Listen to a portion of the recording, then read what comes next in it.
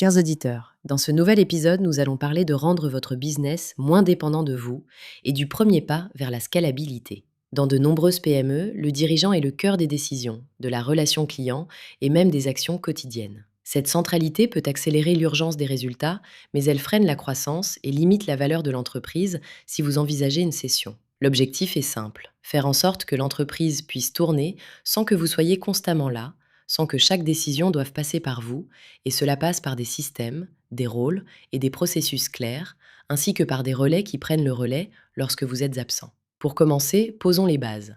Un business scalable est celui qui peut croître sans multiplier les efforts du dirigeant. Cela signifie que les décisions critiques et la transmission du savoir doivent être partagées, documentées et pilotées à différents niveaux de l'organisation. Chez Scale to Sell, nous constatons que la dépendance aux dirigeants peut aussi peser sur la valorisation de l'entreprise en cas de cession. Les acheteurs recherchent des organisations qui savent fonctionner sans le fondateur. Passons à l'analyse pratique. Étape 1 consiste à identifier les zones où votre intervention est irremplaçable. Décision commerciale, validation des devis, gestion RH, négociation, relations clients. Étape 2, mesurez votre charge de décision. Combien de décisions par jour passent par vous? Beaucoup dépassent 30 ou 40 chez les dirigeants consultés.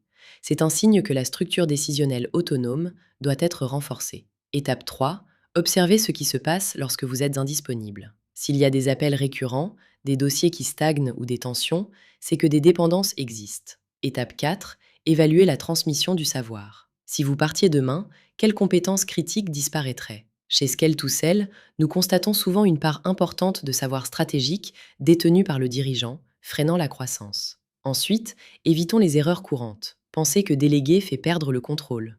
Au contraire, déléguer correctement permet de piloter mieux. Ne pas structurer avant la surcharge. Former sans documentation fragilise la continuité. Ne pas confondre process et rigidité. Ne pas tout transférer d'un coup, mais le faire par étapes opérationnelles, puis décisionnelles et enfin stratégiques. En pratique, les bonnes pratiques vont plus loin. Formaliser vos fonctions réelles, mettre en place des relais structurés et créer un système qui vit sans vous. Ritualiser le pilotage, documenter les standards et permettre aux équipes d'évoluer tout en conservant la vision. Chez Scale to Sell, nous accompagnons les dirigeants dans cette transition pour construire une organisation capable de croître tout en préservant l'ADN du dirigeant. Merci et à bientôt pour un nouvel épisode. N'oubliez pas de partager l'épisode si vous l'avez trouvé utile, de vous abonner et de lire notre blog pour approfondir.